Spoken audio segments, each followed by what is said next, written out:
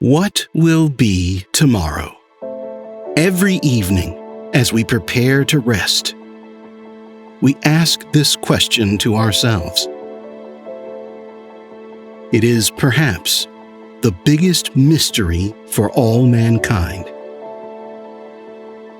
We can't help but wonder what the future has in store and worry about the uncertainties that may lie ahead.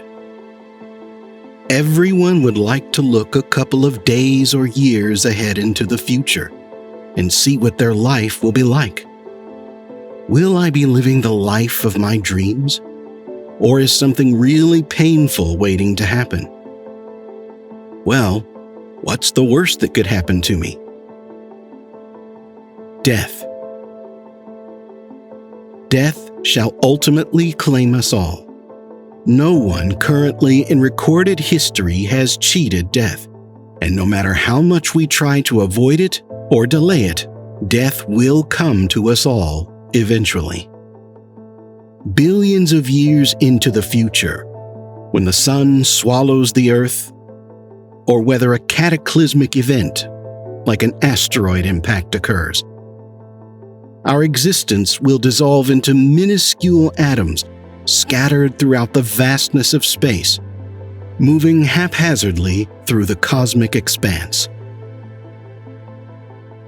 We'll return to the very particles that once birthed us. Essentially, we'll once again revert to a state of non-existence. However, the universe will continue its progression. The sun will still rise and set on countless planets. Seasons will change, and the tides will ebb and flow. Stars will be born, and planets will form, sustaining the ever-evolving web of life. The cosmos itself will continue to expand and evolve over time. All events unfold as they have in the past, with the exception that this time your physical form has transitioned, rendering you unaware of the transformation. Consequently, you may not perceive the alterations transpiring around you. Thus, when you cast your gaze upon the night sky, remember that the stars above may be composed of atoms that were once integral components of a living organism. Space is a synonym of possibilities. It is a realm where even the seemingly impossible can be possible. And there are moments when anomalies arise that are hard to explain in a universe governed by fixed mathematical forces. Just look at the night sky above you. Why do the stars, governed by these immutable mathematical forces, scatter themselves in a state of complete anarchy? Why don't stars repeat patterns in the universe? Could this unorderly arrangement be a cosmic message, one that has been overlooked and evaded humanity's attention throughout the ages? A carefully crafted message from an otherworldly intelligence. And what about the countless billions of stars that dot the infinite universe? How is it possible that we're surrounded by an infinite number of shining stars, and yet the sky remains dark? If the universe is truly eternal and infinite, and the stars are uniformly dispersed throughout the vastness of space, then in any direction we look at, we should see a star. The light from these stars, however distant, would eventually reach our planet. Since time immemorial, every human inquisitive in nature has thought of these questions at least once. With the advancements and availability of state-of-the-art space tools at our disposal, we find ourselves closer than ever to unlocking the mysteries that have eluded us for ages. It's time to peel back the layers of enigma that obscure our understanding of the cosmos and cast a light upon these captivating mysteries of the universe.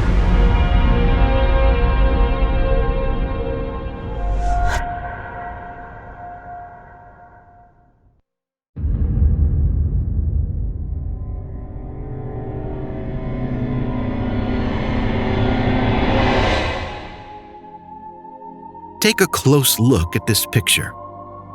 This is Eugene Cernan, seen here saluting the flag of the United States. The last person from the Apollo program to set foot on the surface of the moon. However, upon closer examination, you might notice something quite peculiar. There's not a single star to be seen in the background. In fact, every photo taken on the moon during the famous Apollo missions exhibits a sky devoid of stars, despite the fact that the universe is packed with countless sparkling celestial bodies. Even the Apollo astronauts themselves confirmed that they couldn't discern a single star in the lunar sky. This mystery has sparked all sorts of debates and conspiracy theories over the years, with some even using the absence of stars as supposed proof that the moon landing was a hoax. However, the explanation for this mystery delves far deeper than any conspiracy theory. In fact, the resolution to this cosmic puzzle once again leads us to a profound cosmic truth: the Big Bang.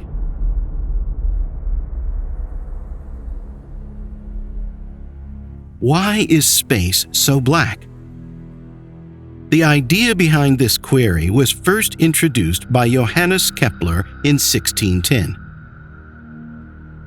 Our Milky Way galaxy alone contains anywhere from 100 to 400 billion stars, and the observable universe contains roughly 100 to 200 billion galaxies. By this notion, astronomers wondered that since the universe is filled with a seemingly endless number of luminous, light-emitting objects in all directions, logically every patch of sky you choose to look at should contain thousands, if not hundreds of thousands of stars. This should cause the night sky to be uniformly bright in all directions. Careful analysis suggests that the sky should be as bright as the surface of the sun. This is not the case, however, which puzzled astronomers. It is a paradox that took nearly 300 years to resolve. The paradox had emerged from the steady-state theory, which was the most widely accepted viewpoint on the universe at the time. The steady-state theory said that the universe has been and always will be like it is today. And moreover, that the universe was infinite in size, had no beginning, and was uniform in all directions, and did not expand. Initial attempts to resolve this paradox involved speculating that most of the stars were simply too far away to be seen. However, this explanation was quickly dismissed, as the steady-state theory itself posited that the universe had existed infinitely long, thus allowing light from even the most distant stars to reach us and contribute to a bright sky. Johannes Kepler came up with a different solution to the paradox by challenging the steady-state theory. Kepler suggested that the stars in the universe extended only to a finite distance, beyond which the viewer encountered only empty space. While this idea seemed plausible, of course, this solution prompted the questions: how far away is the boundary? And what lies beyond it? Additionally, the notion of a finite universe posed challenges, such as it would eventually collapse in on itself under the gravitational pull of its stars and planets. This led most astronomers to continue to assume that the universe was infinite. and thus the paradox and the steady-state theory remained as is, unresolved and forgotten. Until after nearly 2 centuries, when Heinrich Wilhelm Olbers, a renowned German astronomer, breathed new life into the paradox and once again asked the question, "Why is the night sky dark?" Since then, Olber's name has been closely associated with the paradox. Once again, the common belief during his time was that the universe was static, infinitely old, and infinite in size. This time, Olbers had a simple solution. If we assume that the universe is infinite, it is logical to deduce that the opaque bodies in it would also be infinite in number, such as dust and rock that obstruct the light from distant stars, making them appear fainter. The cosmic dust gradually absorbs and blocks the light of stars as it journeys through space. Even today, most people subscribe to this theory, drawing parallels between it and the way clouds obstruct the sun's light and view. Cosmic rocks and dust likewise could eclipse light from stars. However, Olber's compelling solution still does not entirely solve the problem. As any rock or dust would eventually heat up and radiate the absorbed energy, the universe would still contain the same amount of radiation. The dust merely acts as a mediator, so to speak, between the stars and the observer. Ultimately, the energy we detect on Earth would be the same. So, what's the solution to the paradox? The solution to the paradox would be revealed after a wait of another 100 years. In 1929, when Edwin Hubble peered through his powerful telescope, he hoped for a universe that would be collapsing, as that would prove a finite universe, just like Kepler said. But to his shock, he discovered that the universe was not collapsing in on itself, but rather the galaxies were moving away from us, as if the space between was expanding. In fact, the further away the galaxy, the faster it was moving away. The universe appears to not be falling in on itself, not remaining static, but expanding. This raised a new question. If the universe is expanding, then what does that mean for the early universe? Cosmologists now believe that the universe was once incredibly small and dense, and that it expanded rapidly in a phenomenon known as cosmic inflation. As the universe expanded, it cooled down and eventually stars and galaxies formed. This discovery ultimately led to the development of the Big Bang theory as we know it today. Scientists today think this happened about 13.8 billion years ago. It is the most accurate model of the birth of our universe. Today, most scientists think the universe has a finite age and that it started 13.8 billion years ago. When we look at 13.8 billion-year-old light, it's not that we don't see stars just because the light from them hasn't gotten to us yet. We don't see any stars because we're getting a glimpse at the universe before any stars had formed. A starless universe. The farther we look, the farther back in time we observe, until we reach the edge of the universe.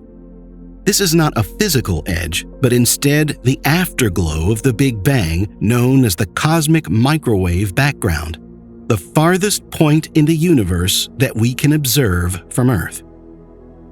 When we point our telescopes past the earliest stars, we see this light.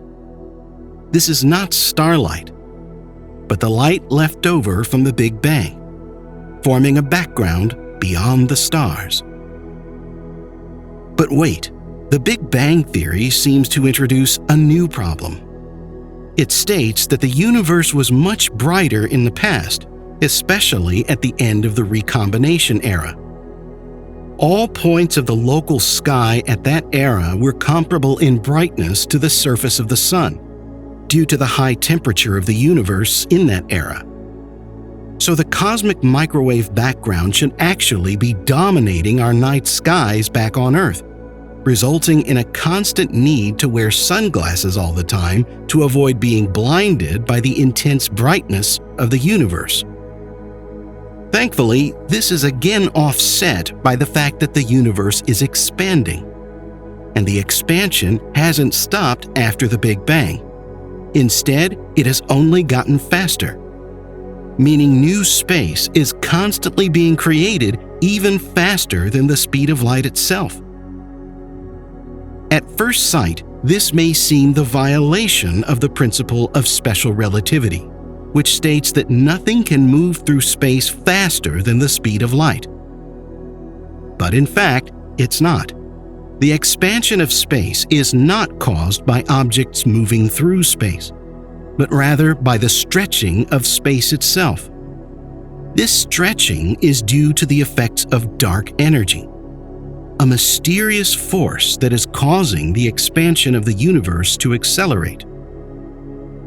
The expansion of space is measured by a quantity known as the Hubble constant, which expresses the rate at which the universe is expanding.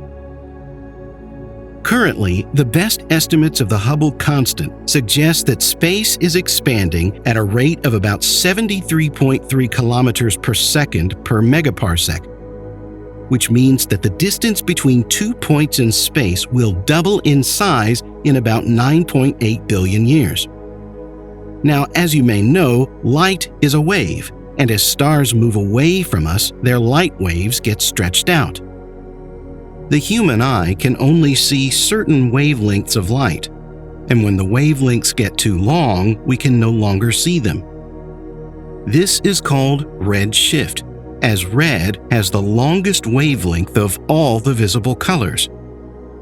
For very distant objects, the light waves get stretched so much that they become infrared, and we can no longer see them. So in a sense, the night sky is lit up. We just can't see it because of our limited human eyeballs.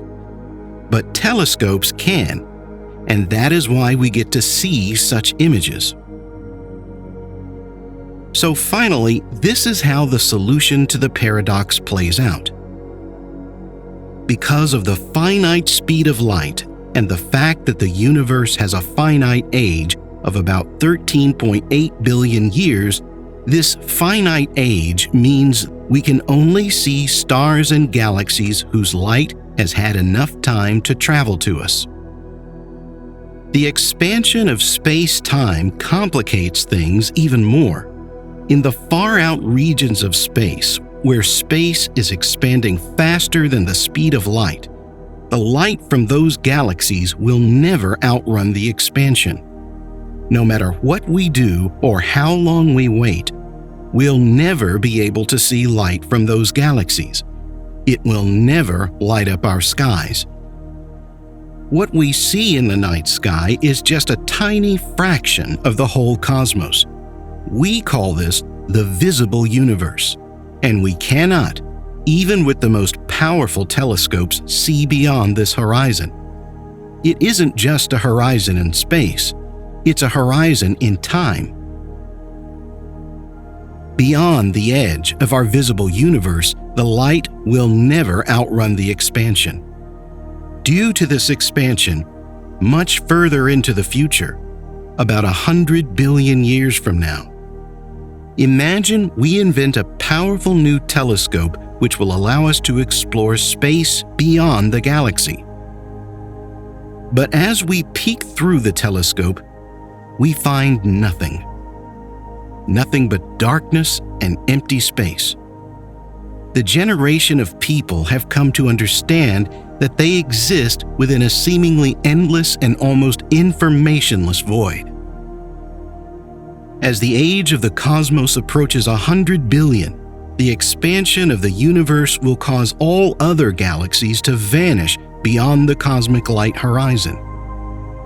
This means that light from other galaxies will no longer be able to reach us. Put another way, galaxies will be pushed aside out of the observable universe and can thus no longer be observed. Today, we lose about 20,000 stars a second, and if you think about it, we are rather fortunate to exist at a point in time when we have access to such an abundance of information. Sure, there are a lot of things about the universe that we do not understand, but at least there's hope that one day we will. The distant future of 100 billion CE, however, would be so information deprived that when they aim their equivalent of the Hubble telescope towards a seemingly empty region of space, the returned image would also be empty. Of course, the same is true today. We have no way of knowing what lies beyond the observable universe. But one final question remains. Why are these moon pictures devoid of stars? Surely, with nothing in the way like an atmosphere, we should be able to see some stars in the background. For this, we must learn how color is actually formed. Color is a complex interplay between light and matter. Light is composed of electromagnetic waves of different wavelengths. And when it interacts with an object, some wavelengths are absorbed by the object, and others are reflected or transmitted. The colors that we see are a result of the wavelengths of light that are reflected back to our eyes. For example, if an object appears red, it is because the object has absorbed all the other colors of the visible spectrum, such as blue and green, and reflects only red light back to our eyes. Similarly, if an object appears white, it is because it reflects all the colors of the visible spectrum, while an object that appears black absorbs all the colors and reflects none back to our eyes. We are able to see blue sky on Earth because particles in the atmosphere act as mirrors. The word literally means atmos, meaning vapor or atoms, and sphere, meaning globe. During the night, the sun sets and there is no sky to obscure our view of the stars. On the moon, however, there is no atmosphere to scatter light, but still we don't see stars. This is because the light from the sun travels in a straight line without scattering, and all the colors stay together. Looking toward the sun, we thus see a brilliant white light. This is what happened with the Apollo astronauts. Every lunar landing took place on the day side of the moon. Even though there was no atmosphere above them, the reflection of the sun's light from the moon's surface made their eyes temporarily blind. The high brightness intensity glare from the sun blinded them and their camera's sight of the stars. Though one astronaut reported being able to see some of the brightest stars when he was in the shadow of the lunar module, looking directly up with his protective visor raised. Imagine, though, if astronauts ever landed on the night side of the moon and have their eyes adjusted to near pitch black conditions. They would get a stunning view of the stars. If the Earth had no atmosphere then, even Earth's sky would look like the moon's.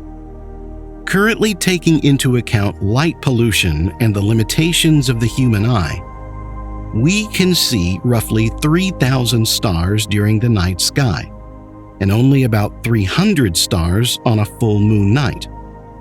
This is why some scientists believe it would be a great idea to spend money and time building a large telescope on the night side of the moon. The enigma of the Olber's paradox remains one of the most intriguing mysteries in cosmology, and its solution has provided a deeper understanding of the nature and structure of our universe.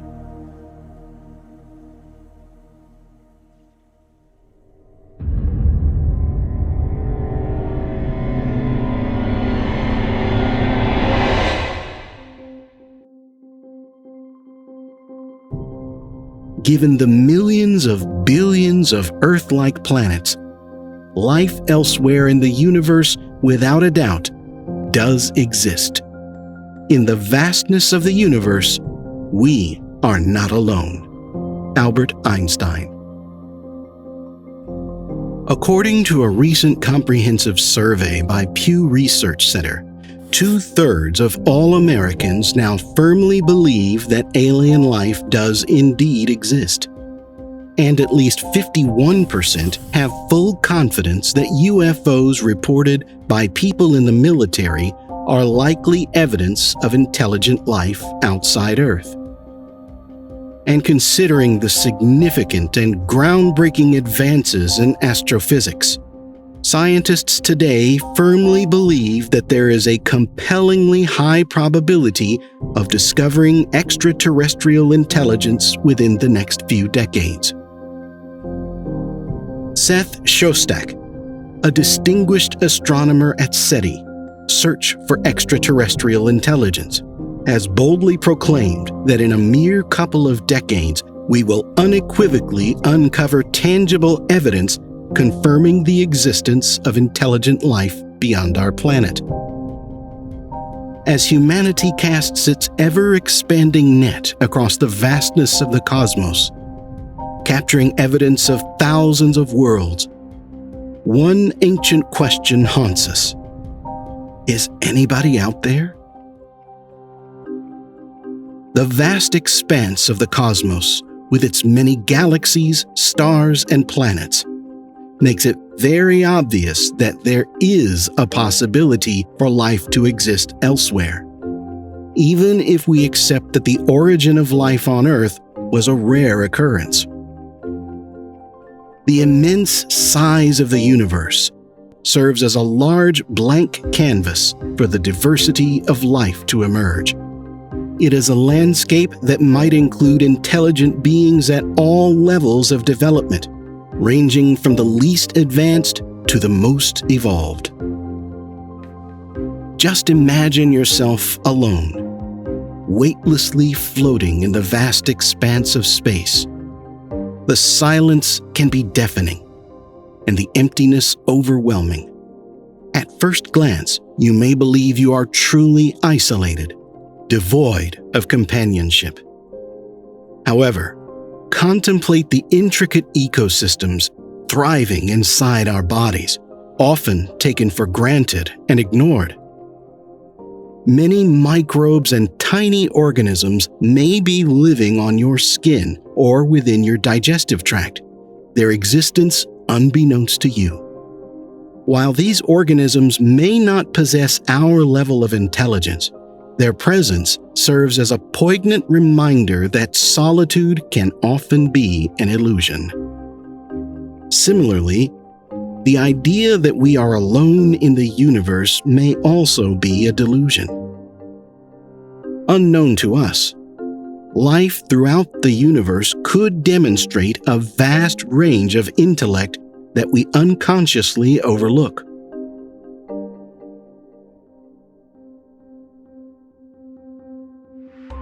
Intelligence is an extraordinary feature that has profoundly shaped our own existence, and its manifestation can take diverse and fascinating forms throughout the vast expanse of the universe.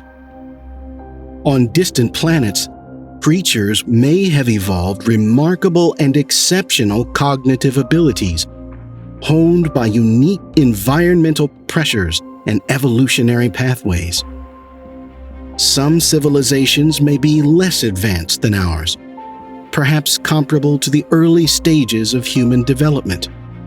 They could possess basic communication skills, primitive technologies, and a limited understanding of the universe. While on the other end, many advanced civilizations may have surpassed our own. These beings might possess highly evolved intelligence, capable of extraordinary feats of knowledge, technology, and interstellar travel. Their scientific achievements and cultural advancements could transcend our current comprehension, rendering them godlike from our limited perspective. The diversity of intelligence in the universe surpasses the boundaries of our wildest imagination. The truth is, our self-proclaimed progress might potentially be minuscule when viewed on a galactic scale. In our quest to better understand the vastness of the universe and our place within it, scientists and futurists have devised various scales and metrics. One such measure, the Kardashev scale, proposed by the Russian astrophysicist Nikolai Kardashev in 1964, offers a framework for categorizing civilizations based on their energy consumption and technological advancements. The scale serves as a powerful tool for categorizing and contemplating our future trajectory as a species. The Kardashev scale is a four-tiered system that measures a civilization's ability to harness and utilize energy. The scale is based on the premise that a civilization's level of technological advancement is directly related to the amount of energy it can command. A Type 1 civilization, or a planetary civilization, has the ability to harness and use all the energy available on its home planet. This includes utilizing renewable energy sources, such as solar, wind, and geothermal power, to power their industries and meet their energy needs. They have achieved global unity and are capable of manipulating the resources of their entire planet. A Type 2 civilization or stellar civilization possesses the ability to harness the energy of their host star. They can construct massive structures like Dyson spheres or Dyson swarms to encase their star and capture its energy output. This civilization can tap into the vast resources of their solar system and utilize them to fuel their advanced technologies and interstellar exploration. A Type 3 civilization or a galactic civilization could utilize the energy resources of an entire galaxy, move planets, feed black holes with stars, and even manipulate the fabric of space-time. And a Type 4 civilization would be capable of creating a universe itself. According to this scale, we haven't yet reached Type 1 civilization status, but we're not a Type 0 civilization anymore. Human beings have a score of about 0.73 on the Kardashev scale. One famous theoretical physicist has estimated that if we increase energy consumption by 3% yearly, it would take 100 to 200 years to get us to Type 1 civilization. Once we achieve this status, we'll be able to utilize all the sunlight, wind, and tides available to us. Weather conditions would be controlled by our will, and we'd be able to alter the course of earthquakes and volcanoes and make floating cities. In a strikingly parallel manner, akin to the hierarchical classification of power utilization, different civilizations exhibit distinct methods of communication, which can make it difficult for them to understand each other. Type 1 civilizations, with their planetary scale energy utilization, are likely to rely on traditional communication methods such as radio waves, electromagnetic signals, and optical communication. However, as they ascend the scale, they may harness technologies that allow for more advanced and efficient means of communication. Type 2 civilizations, for instance, may employ advanced and sophisticated forms of long-distance communication, such as gravitational wave communication or quantum entanglement-based systems. Type 3 civilizations, capable of intergalactic travel, may utilize methods beyond our current comprehension, such as wormholes or subspace communication. Bridging these gaps is crucial for establishing meaningful and effective channels of understanding. In order for different civilizations to communicate successfully, they would need to use a common form of communication. In our early endeavors as a Type 0-1 civilization, we began by sending physical messages into outer space. These messages, encapsulated in various forms, served as a means to communicate our presence and curiosity to the vast unknown. As the first major initiatives to communicate with potential extraterrestrial beings, the Pioneer plaques and Voyager golden records were affixed to spacecraft sent beyond our solar system. The plaques, designed by astronomer Carl Sagan and his team, contained symbolic representations of humanity, including a map of our location in the galaxy and a silhouette of a human figure. Similarly, the Voyager Golden Record, curated by a committee led by Sagan, contained a collection of sounds, images, and music, showcasing the diversity of life and culture on Earth. The Voyager space probes are now 23 billion kilometers or 14 billion miles away from home, making them the farthest man-made object in existence. But while these messages symbolized our curiosity and desire for contact, they also present significant limitations in effectively establishing meaningful communication. The vastness of space poses a huge challenge when it comes to locating and encountering physical messages sent into the cosmos.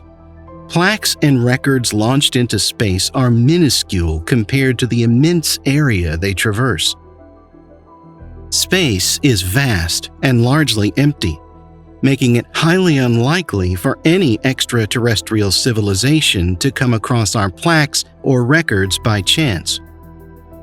Additionally, physical messages such as the plaques and records are just a form of unidirectional communication.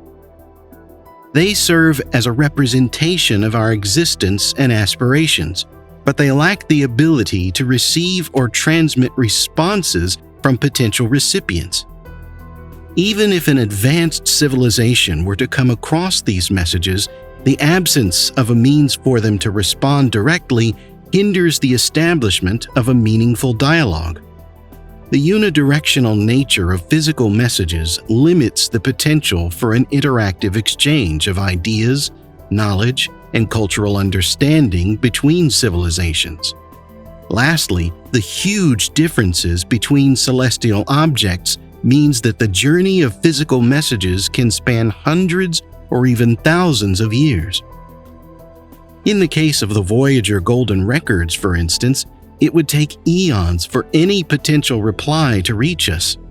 The timescales involved in interstellar communication again make it impractical for immediate or real-time exchanges, impeding the possibilities of timely interaction and mutual learning. After 60 years of sending various signals and scanning the skies trying to detect artificial signals, we haven't been able to find anything. And we remain unheard. Nowadays, the main world institution devoted to the search for extraterrestrial intelligence is a project called SETI, an abbreviation for the Search for Extraterrestrial Intelligence. This project is based on the use of radio telescopes. Radio telescopes receive radio waves, as we can't go to space aboard spacecrafts. To find that intelligent life, what we look for are radio signals. Scientists use radio telescopes present around the globe to scan the skies for narrowband signals that conspicuously stand out against the backdrop of cosmic noise. It allows scientists to eavesdrop on the whispers of the universe. Just like tuning your FM radio to find the matching frequency of a radio station, scientists often search for signals in the water hole frequency range, which encompasses the hydrogen line and the hydroxyl line. The idea is that these frequencies are natural choices for communication, due to their proximity in the electromagnetic spectrum to the natural radio emissions of hydrogen and hydroxyl, which are abundant in the universe. However, a big hurdle stands in our path. It's the language barrier. Language serves as the bedrock of human communication, allowing us to convey ideas, emotions, and knowledge. But when it comes to extraterrestrial beings, the very notion of language becomes difficult to understand. How do we decipher the codes of an alien civilization? What forms of communication would they employ? These questions lie at the heart of the language barrier of SETI, a challenge that their scientists and researchers grapple with every day. When attempting to decipher ancient languages, linguists heavily rely on contexts and comparisons to other languages to understand their meaning. However, when faced with the challenge of decoding an alien language transmission, these familiar tools are absent. No context is available, and there are no similar languages to draw comparisons from. And assuming aliens use a verbal language is a significant assumption, given that numerous animal species communicate without words. For instance, cuttlefish and chameleons communicate through body color languages, while ants and honeybees employ pheromones to communicate within their species. Even if we understood their language's letters and words, could we really understand what they're saying? Language for us is all based on cultures and requires a common frame of reference. If you were to say, "I'm going on a hike and capturing some stunning views with my drone to a squirrel in the park," it would have no way of comprehending your statement. You would need to explain what a hike is, what capturing means, what stunning views are, what a drone is, what technology is, what flying is, what cameras are, what video recording is, and even the concept of visual appreciation, all of which are intuitive to modern humans. If such a scenario were to occur, it's highly likely that the alien civilization is far more advanced than humans, having achieved interstellar travel and possibly even faster than light travel. Therefore, it becomes crucial for us to demonstrate that we possess at least a basic understanding of the universe in order to establish meaningful communication with them. Mathematics, as far as our knowledge extends, is a universal language, a language that transcends cultural and linguistic barriers. By harnessing the power of mathematical concepts, we may unlock a means of communication with alien civilizations. Foundational concepts such as addition, subtraction, multiplication, and division are universally applicable, serving as a framework for numerical communication.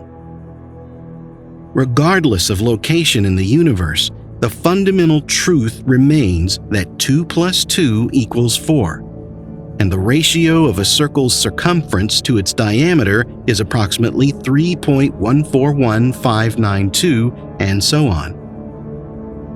While the specific numerical labels may differ across civilizations, the underlying concepts remain unchanged. One approach to mathematical communication with aliens is through the use of bits. In digital communication, a bit is the smallest unit of information, represented by a binary value of 0 or 1. By using a series of bits, we can encode and transmit messages. For instance, we can allocate a unique series of bits to each letter of the alphabet, creating a binary code that represents written communication.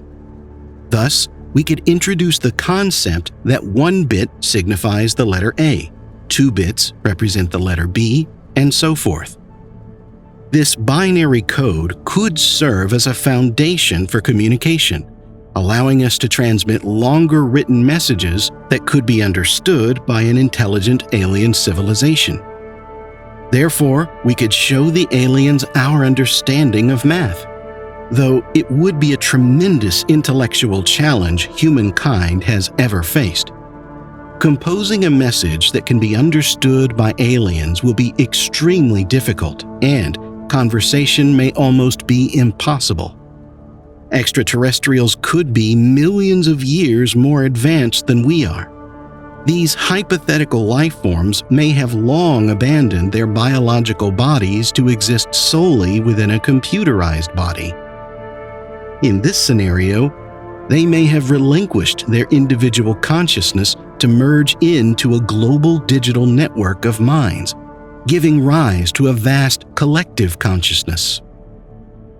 Due to this huge intelligence gap and the absolute cluelessness about the possible aims of an extraterrestrial intelligence, is what has led some scientists to voice their misgivings about announcing our existence to extraterrestrials. However, even if there were potential risks involved, even if another civilization can come to Earth, it's already too late to conceal our existence. Any civilization with the ability to travel between the stars can already pick up our radio and TV signals that are leaking off into space. There's no added danger of transmitting signals through active SETI. Considering the information we now possess, it is plausible that a first contact could occur in the near future. It's also possible that some civilization has already listened to our messages, but haven't responded because they like it that way. All these processes talked about are known as active SETI or METI, Messaging Extraterrestrial Intelligence, which involves the intentional transmission of messages or signals from Earth into space.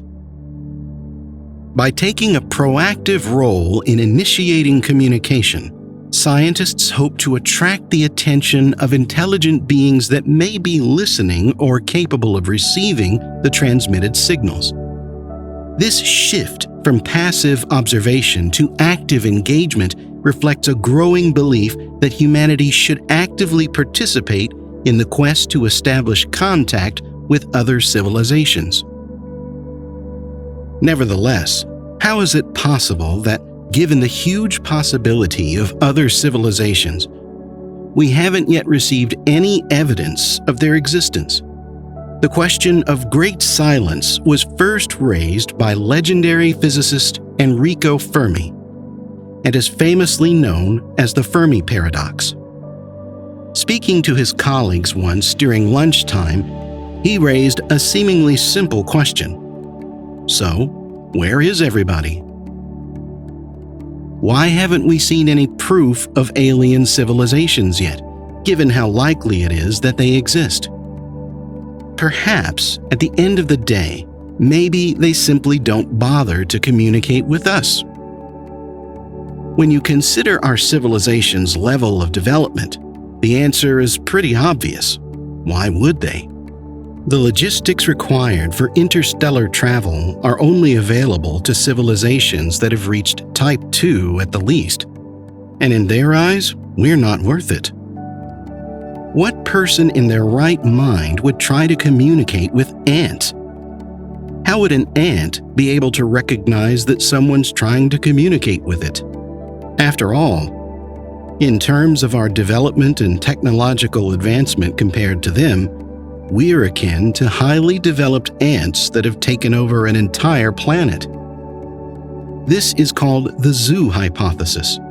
The extraterrestrials may have chosen not to initiate contact or reveal their presence for various reasons, such as respecting our development and not interfering with our evolution, avoiding potential conflicts or cultural clashes, or simply having no interest in communicating with less advanced civilizations.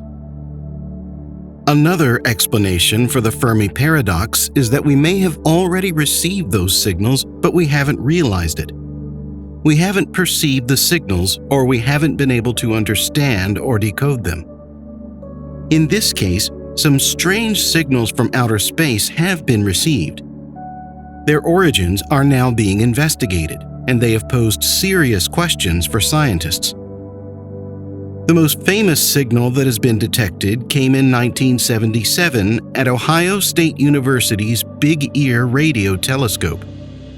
While listening for signals from another civilization, a strong message spread out over frequency was observed.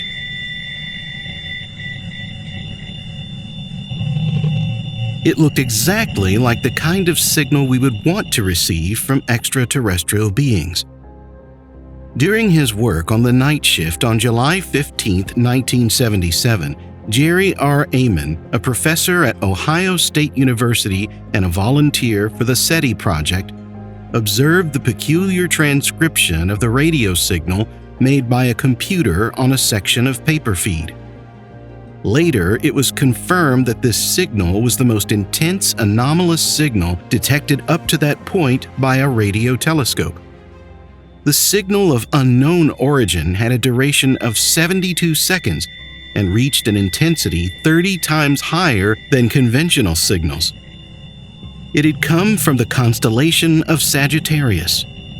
The computer processed the received signals into a series of alphanumeric characters, producing the sequence 6EQUJ5. In fact, it was so astounding that when the technician looked at the printout the next morning, he wrote "Wow" in the margin. And that has become known as the WOW signal, which has kept the international scientific community on edge until today. Amon and his team conducted an exhaustive examination of the signal and eventually ruled out any interference coming from Earth. Over the following month, the operators of the radio telescope attempted to relocate the signal, but they were unsuccessful. Astronomers have looked at the same part of the sky many times since then, hoping to find the WOW signal again, but they have never been able to replicate it. The key to progress in SETI is to find a signal that is as remarkable as the WOW signal, but not just once. It needs to be found repeatedly. Today, the origin of that signal is still under investigation. There are hundreds of billions of stars in our galaxy alone, and there are billions of galaxies in the universe. If life appears on only a minuscule fraction of those planets, then life is prevalent throughout the universe. That's why human beings and their enthusiasm for knowledge and exploration have started the search for intelligent life with the hope of sooner or later finding it or being found by it. The first contact may not happen within our lifetimes, but whenever that occurs, it will be a turning point in the life of the human species. What will happen from then on? What will occur when we receive a signal and it is confirmed as extraterrestrial? How would that affect our lives, our priorities, our conception of the world, and our own identity? Will mankind be prepared?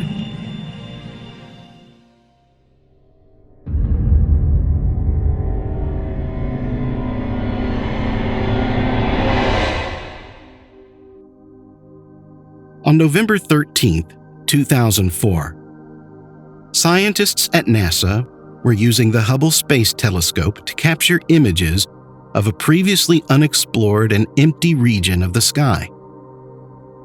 With low and minimal expectations, they did not expect a lot in return, just a dark and empty image, and the scientists could call it a day. The telescope would return, however, an image of a planet located just 25 light-years away from us, orbiting a star double the size of our Sun.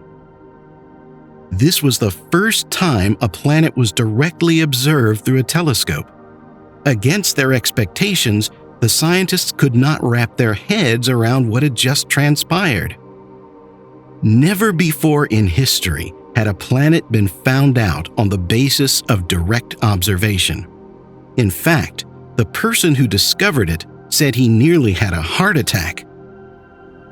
The image that was captured reveals a star at the center, now formerly known as Fomalhaut, which is surrounded by huge swirling clouds of dust and debris. encircled by a continuous round asteroid belt. And among these millions of rocks dotting the image lies a planet surrounded by real mystery. Once named Dagon, this planet, clearly visible in the photo, never truly existed. What you're seeing right now is nothing but the phantom of a planet that never came into being. Astronomy has not yet encountered anything like this before. What could it be? A glitch in the matrix? Could someone else be involved? Where could a whole planet disappear to? In 2004, when NASA first discovered Dagon, something seemed off right from the start. It was behaving strangely, defying the odds. Because according to what we knew, planets like Dagon that are 2 to 3 times the size of Jupiter shouldn't have been able to form around such a young star like Fomalhaut, which is just 400 million years old. Our Sun, for comparison, is about 4.6 billion years old. Additionally, since its star is surrounded by a protoplanetary disk of gas, ice, and dust, the first planets to appear around it should be superheated and glow in the infrared, instead of this Dagon that emits ultraviolet light. Moreover, that planet was incredibly radiant, shining with an intensity rarely observed on exoplanets. Its remarkable brightness raised numerous questions among scientists, but for the most part, scientists just thought maybe it's the presence of an expansive ring system, akin to Saturn, which could enhance its reflective properties, thus intensifying its luminosity by capturing and redirecting more sunlight. And what's more, research showed that Dagon behaved in a very strange manner. Though it's unknown how much time it takes to make one trip around Fomalhaut, according to the estimates, the speed of the planet just kept on increasing while it cruised on its 1,700-year orbit around its star. During those early years, it seemed obvious that Dagon was acting in a way that a legitimate planet should not. Its unusual movements and unexplained appearance never stopped puzzling the research team. However, due to various constraints and shifting priorities in the scientific community, the resources were redirected to other projects, and the tracking of Dagon unfortunately came to a halt. Nevertheless, the Hubble telescope continued capturing its images over the years. This hiatus that lasted a decade came to a stop in 2020, when NASA made the decision to delve back into their archives, and what they found left them astonished. The planet had mysteriously vanished into thin air way back in 2014. Although in previous years the object was consistently registered by the Hubble Space Telescope, starting in 2006, the planet started increasing in size and becoming more dim until it decided to finish the scientists off and just disappear, as if it had never existed, leaving everyone perplexed and searching for answers. It looked like the planet didn't just vanish, but dissipated. Scientists had reached an impasse. All of these events went against everything the scientists knew about exoplanets until now. The researchers had to practically review the data again to come to a new radical conclusion that the planet Dagon never existed, and to substitute some other object in place of Dagon. One intriguing theory that emerged regarding the disappearance of planet Dagon was the notion that it was a rogue planet that was wandering through the cosmos rather than a permanent resident of its star system. This theory suggests that Dagon was not a permanent resident of its star system, but somehow got detached from its parent star, venturing into the Fomalhaut system, captivating astronomers who clicked its presence in the nick of time, and eventually departed the Fomalhaut system. The idea of a planet on the move, untethered from a star's gravitational pull, added a layer of intrigue to the mystery. What cosmic forces guided Dagon on its trajectory? Did it also encounter other star systems along its path, engaging in gravitational dances that reshaped its course? As scientists delve deeper into the intricate dynamics of the Fomalhaut star system, a more plausible explanation emerged. Extensive analysis of the system's gravitational interactions and the presence of a massive debris disk revealed that the likelihood of Dagon being an elusive wanderer was slim.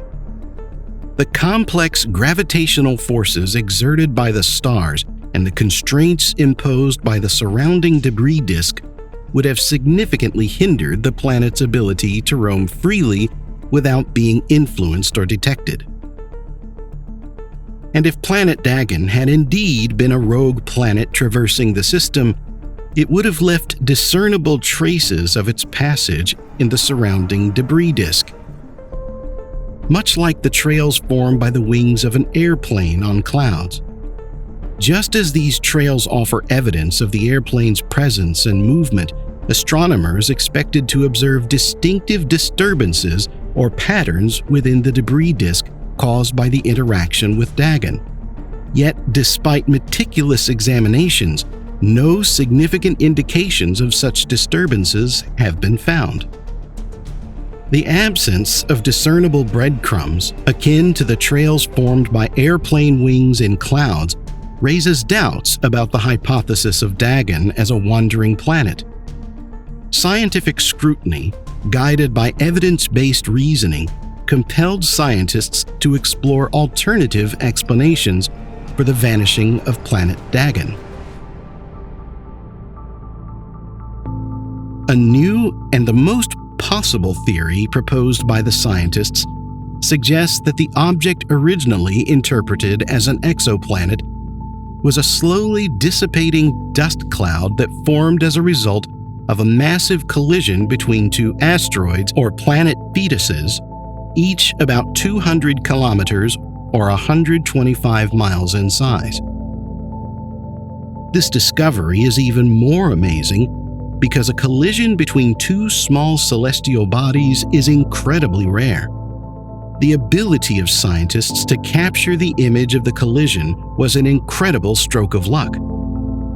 In the vastness of space, where distances are unimaginably immense, such collisions between celestial objects are estimated to occur once every 200,000 years or so.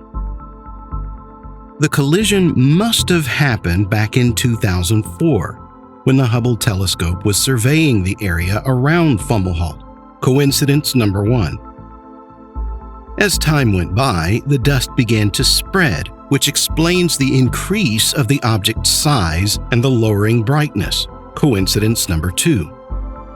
And the dust cloud that formed in the collision explained the eccentric orbit. Coincidence number three. And so a string of incredible coincidences confused the astronomers and created a beautiful legend about a strange and unpredictable planet Dagon that does not look like a planet or move like a planet, does not revolve around a host star or an elliptical orbit like a planet, and instead moves along a runaway trajectory that eventually takes it far away from the star. It was an extraordinary occurrence that they were able to witness and document this event, defying astronomical odds. After connecting all the dots and examining the accumulated evidence, scientists ultimately concluded that Dagon, once considered an exoplanet, should no longer hold that status. Currently, it's believed that planet Dagon's dust cloud, resulting from a colossal collision, must span an impressive expanse of 300 million kilometers. It must be composed of tiny dust particles measuring just 1 micrometer in size, surpassing the scale of any known planet. This massive yet tiny dust particle cloud has rendered Dagon invisible to the Hubble telescope. The disappearance of planet Dagon provides a rare opportunity to study planetary collisions, unraveling their dynamics and aftermath. Computer simulations and observations have revealed that powerful space collisions can even transform celestial objects into expansive clouds of fine particles. The similarities between the Dagon collision and our solar system's early stages are also significant. By analyzing the debris and its composition, scientists gain insights into the processes that shaped our cosmic neighborhood billions of years ago. The scattered particles in the Fomalhaut star system offer valuable information about the building blocks of planets and the conditions that facilitated their formation. This knowledge enhances our understanding of planetary systems and fuels our exploration for extraterrestrial worlds. But this ain't the first time an object in space vanished before scientists' eyes. A similar tale occurred with exoplanet Alpha Centauri b. In 2012, astronomers at the European Southern Observatory detected fluctuations in the radial velocity of a star using the precise HARPS spectrograph. These fluctuations could only be caused by a planet's gravitational pull. This breakthrough method, known as Doppler spectroscopy, is highly reliable, with only a 0.1 margin of error. With just one miss among 1,000 hits, it ignited a profound sensation within the scientific community. This fervor was further heightened by the fact that Alpha Centauri b, situated a mere 4.5 light-years away from our solar system, stood as the closest exoplanet in proximity. Astronomers revealed that this planet orbited its star too closely, outside the habitable zone, with surface temperatures reaching around 1,200 degrees Celsius, nearly 3 times hotter than Venus. Scholars eagerly sought to calculate its orbit parameters, but before they could do so, Alpha Centauri b vanished into thin air 3 years after its 2015 discovery. Reanalyzing the data, experts at the University of Oxford discovered that the velocity fluctuations initially seen as proof of the exoplanet's existence were, in fact, just calculation errors. However, it's downright bizarre when, instead of a planet, a star mysteriously vanishes, after being diligently studied for a solid 10 years. From 2001 to 2011, numerous astronomical teams locked their gaze on a luminous blue variable star nestled within a dwarf galaxy called PHL 293b, situated 75 million light-years away. Their aim? To learn more about how these types of stars end their lives. These luminous blue variables have a distinct and unmistakable light signature. They're colossal, supergiant, or hypergiant stars, teetering on the precipice of their life cycles.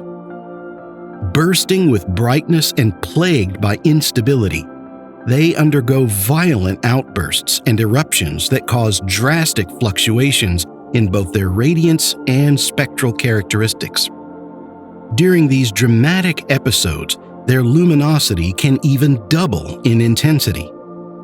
Staying true to the nature of these luminous blue variables, our mystery star under scrutiny in its advanced life stages shone brightly with its radiant luminosity.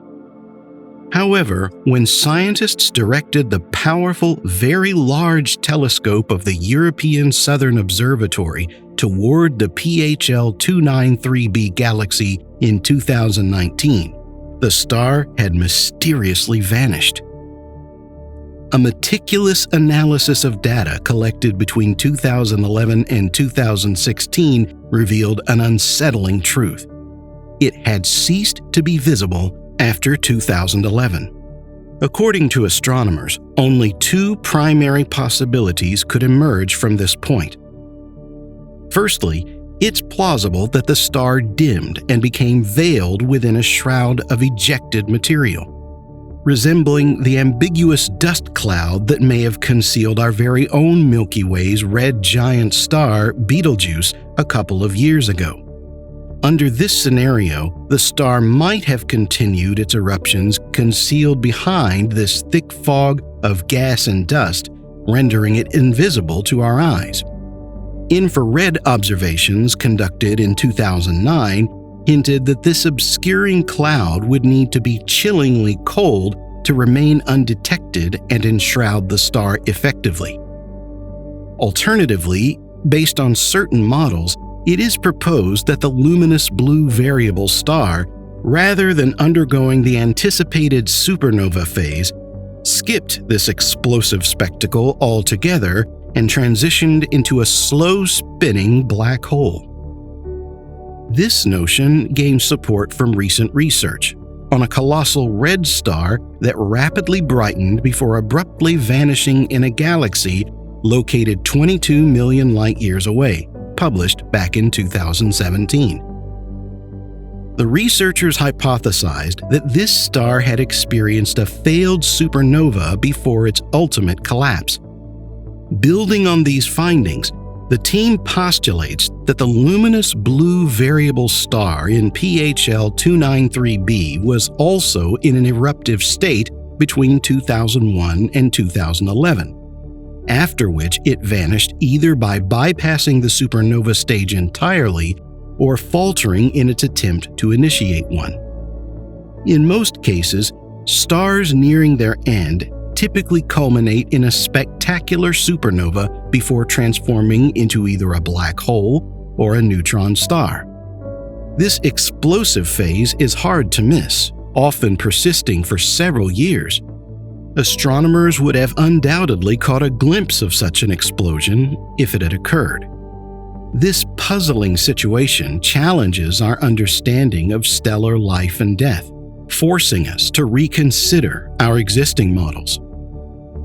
With the currently available information, the enigma of the missing star presently remains unsolved, leaving astronomers eager for future measurements across various wavelengths to unlock the secrets shrouded within this cosmic riddle.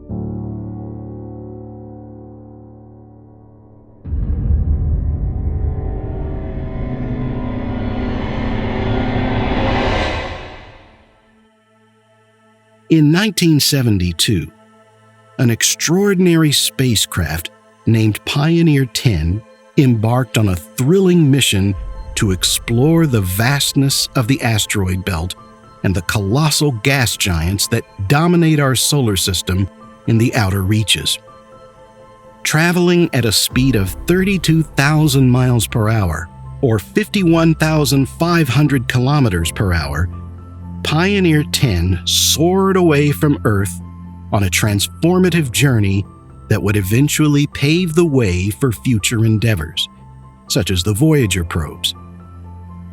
While the Pioneer mission ultimately achieved remarkable success, it was not without its fair share of challenges and obstacles. Little did the world know the probe had carried with it a hidden problem, a riddle that would puzzle even the brightest minds and astrophysicists for decades. Plagued with a number of malfunctions, Pioneer 10 has sometimes been referred to as the luckiest spacecraft ever launched. Sometimes a few instances in our lives dare to challenge our basic and fundamental theories. In the early 1980s, while the probe was still in contact, scientists had noticed something quite intriguing. The probe was both slowing down and veering off course, as if an unknown force in space was putting the brakes on and tugging it back toward the sun.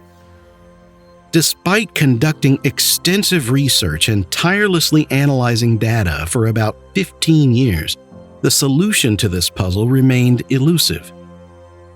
Instead, the slowdown came to an abrupt end, leaving behind one of the greatest mysteries in the history of spaceflight.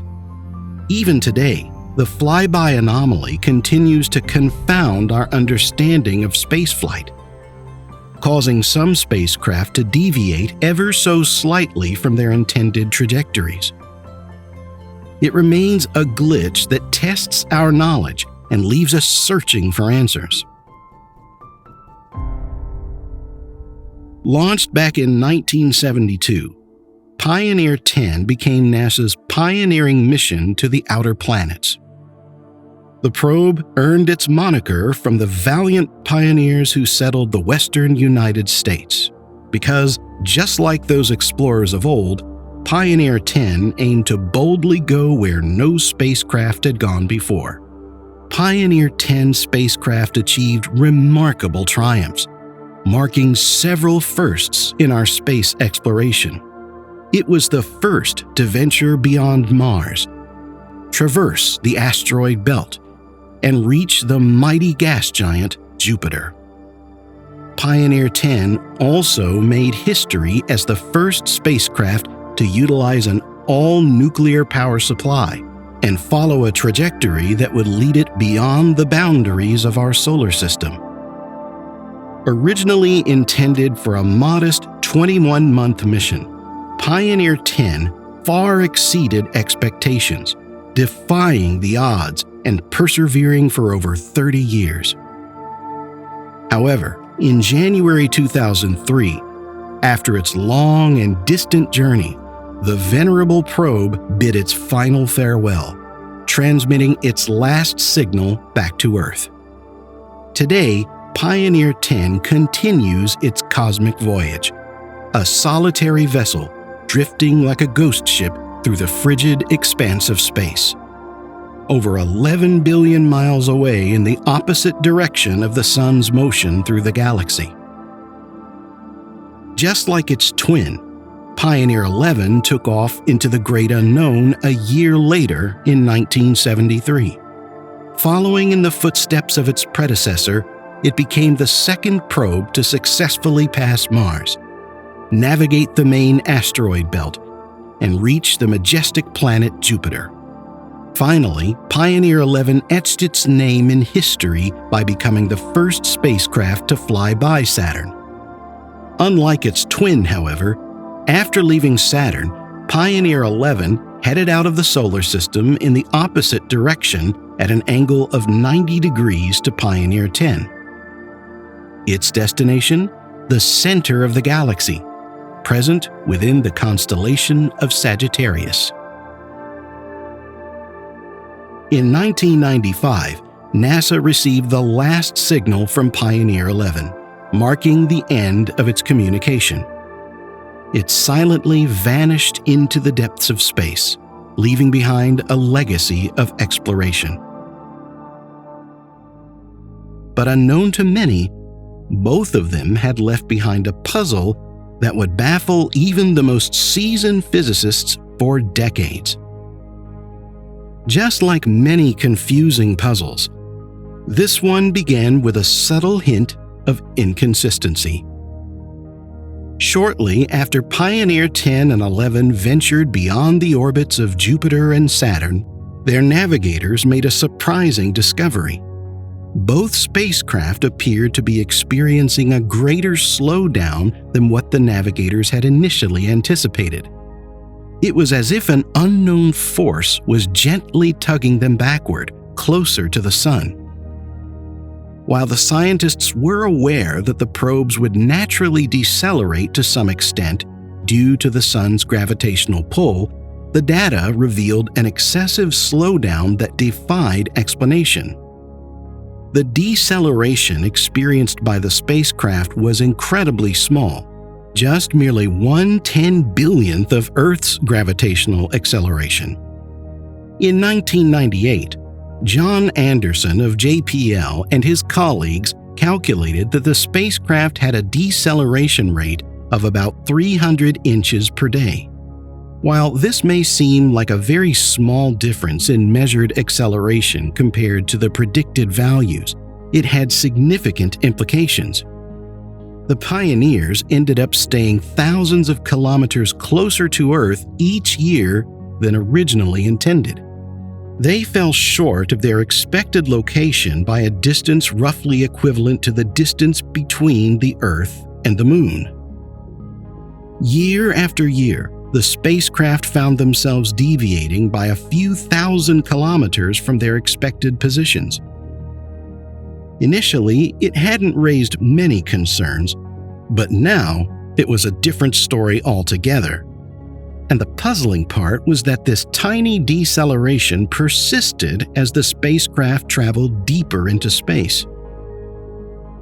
There were also two other spacecraft that encountered trajectory issues. One was Galileo, launched in 1989 to study Jupiter and its moons. The other was the Ulysses spacecraft, launched in 1990 to explore the Sun. Both of these missions faced trajectory anomalies that left scientists scratching their heads. Scientists exhaustively explored various possibilities to explain these decelerations. They considered everything from gas leaks to the expansion of the universe. However, despite their efforts, no conclusive answer was found. Due to the lack of explanation for the slowdowns, the team hypothesized that it could be attributed to some new physics that contradicted Einstein's general theory of relativity. This even raised the tantalizing possibility of undiscovered phenomena that could reshape our understanding of the universe. In 2004, Slava Turishev, a physicist at NASA Jet Propulsion Laboratory, had a thought brewing in his mind. He contemplated building a brand new probe to investigate the Pioneer anomaly to get to the bottom of it. This new probe, however, unfortunately never took flight beyond the confines of the drawing board. Slava had to work with the data that was available, and he didn't have any fresh data to work with, since the two spacecraft had stopped communicating with Earth. But that didn't deter Slava, though he faced a couple of more challenges along the way.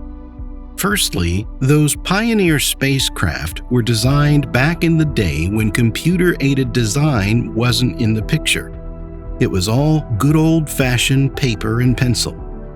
So he had to start from scratch and create 3D models himself. Secondly, NASA didn't require achieving mission records, making it quite a task to locate the data. Despite these setbacks, Slava and his team searched through old Pioneer communications and data, unearthing digitized files from JPL navigators and seeking additional information from various NASA centers. They discovered boxes of magnetic tapes at NASA's Jet Propulsion Laboratory and magnetic optical tapes at NASA's Ames Research Center. A programmer named Victor Toth from Canada joined forces with Slava and helped create a program to read and structure the data. In the end, Slava and his team collected over 43 gigabytes of information. That doesn't sound like much by today's standards, but back in the 1970s, it was an incredible trove of data. So what did he find? The answer to the anomaly resided in the structure of the probe itself. You see, NASA engineers had to spin the Pioneer probes to maintain stability and ensure they remained pointed towards Earth. This was necessary because the antenna needed to be directed towards Earth to exchange data. On the other hand, the Voyager missions had a more advanced technology that used thrusters to maintain spacecraft stability. However, what was causing the deceleration? It was discovered that the deceleration was due to thermal radiation emitted by the spacecraft. There were two sources of thermal radiation positioned on the leading side of the spacecraft. The first source was the electric box, and the second was the radioactive material responsible for power generation. Both of these sources emitted heat in the direction of the spacecraft's motion through space. This emission of heat created a small photon pressure in the opposite direction of the spacecraft's motion, resulting in the observed deceleration. It's the same principle that operates in a solar sail, where the spacecraft is propelled forward as photons from the sun collide with it. Now, here's the interesting part. The slowdown of the Pioneer's probes came to a sudden halt when the radioactive material was completely used up. With the wealth of new data at their disposal, Slava and his colleagues were able to calculate the amount of heat generated by the electrical subsystems and the decay of plutonium in the Pioneer power sources. These calculations perfectly match the anomalous acceleration observed on both Pioneers. But other spacecraft like Galileo and Rosetta took into account the thermal recoil, yet they still encountered deviations in their paths. When the Galileo spacecraft was on its way to Jupiter, something peculiar happened during a gravity assist maneuver where it flew past Earth. Scientists noticed an unexpected increase in the spacecraft's speed. There was a discrepancy, a difference in speed relative to Earth, with an unanticipated boost of about 4 millimeters per second. This effect, known as the flyby anomaly, has affected almost every spacecraft out there. The flyby anomaly reveals something quite intriguing. Some spacecraft actually gain more speed when traveling to or away from Earth than what scientists initially predicted, and so far, no convincing explanation has been found. The flyby anomaly made another appearance during the near-Shoemaker incident in 1998. This mission had its sights set on studying the asteroid 433 Eros. To reach its target, the near-Shoemaker spacecraft performed a flyby of Earth. And guess what?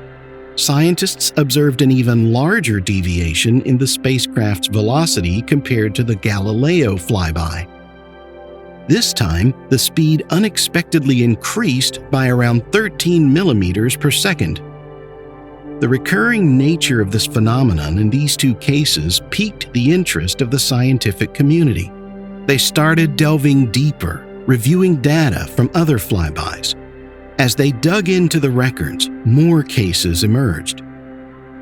The Messenger spacecraft's flyby of Earth in 2005 and the Rosetta spacecraft's flybys in 2005 and 2007 all revealed similar anomalies in their velocities. This was no longer just an isolated incident or a measurement error. The flyby anomaly had accumulated enough evidence to demand serious attention. Numerous theories have been put forward to explain the flyby anomaly, ranging from the mundane to the extraordinary. One hypothesis focuses on the shape and composition of our planet. You see, the Earth isn't a perfect sphere. It's more like a spheroid due to its rapid rotation. It has varying densities and features like mountains, oceans, and ice caps. As spacecraft fly past Earth, they might expect different gravitational forces depending on the specific features they encounter. The challenge with this theory is that there are countless spacecraft orbiting Earth all the time, and if this explanation were correct, we would expect them all to experience the flyby anomaly. So there must be more to the puzzle. Another proposal suggests that the configuration of the Moon or other planets in the solar system during a flyby, along with the positions of the ocean and tidal conditions, could be contributing factors. Even though the Earth's atmosphere is thin at the altitude of flybys, it's possible that even the minuscule number of atmospheric particles encountered could affect the spacecraft's trajectory. Some researchers believe that the Sun might play a role in the anomaly. It's possible that the spacecraft experiences varying levels of solar winds during each flyby. Some scientists propose that relativistic effects could be at play. The rotation of the Earth, for instance, might create distortions in the surrounding space-time, ultimately altering the spacecraft's trajectory. As you can see, the flyby anomaly is a complex puzzle, and the search for an explanation continues. Scientists are diligently exploring these various theories, conducting experiments, and analyzing data to unlock the secrets behind this intriguing phenomenon. To delve into the predictions of Einstein's theory of relativity, scientists are proposing the launch of an existing new spacecraft named STEP, which stands for Satellite Test of the Equivalence Principle. This mission was selected by the European Space Agency back in 2012, and if it gets the final green light, it will be sent into space by 2024. STEP's sole purpose would be to study gravity, aiming to achieve the most sensitive measurements of gravity ever made. This remarkable spacecraft would orbit the Earth, equipped with an incredibly precise clock on board. Shielded from radiation in the vast expanse of the universe, it would have the freedom to observe and analyze gravity. With its exceptional sensitivity, it could detect both the gravitational forces exerted by the Earth and the Sun to an astonishing accuracy of 10 to the -7th power. The spacecraft would follow an orbit that takes it through the various distances at which anomalies were observed during flybys. If gravity is indeed the cause of these anomalies, STEP should be able to precisely demonstrate how the magnitude of the effect changes with distance from Earth. Thus, while STEP's primary focus is on advancing our understanding of gravity, it also holds the potential to finally unlock the secrets of the flyby anomaly. Throughout human history, we've built an incredible body of knowledge about the universe around us. However, we're only at the beginning of this journey. The universe, a twilight realm of enigmatic secrets, remains replete with unexplained mysteries and paradoxes, shaped by unseen forces. It's like a giant jigsaw puzzle made up of an infinite number of pieces, but we can only see a small part of it and can only guess the rest. In the vastness of the cosmos, many more countless mysteries await our curious minds. There are still many secrets yet to be discovered, enticing us to unravel the mysteries of the universe.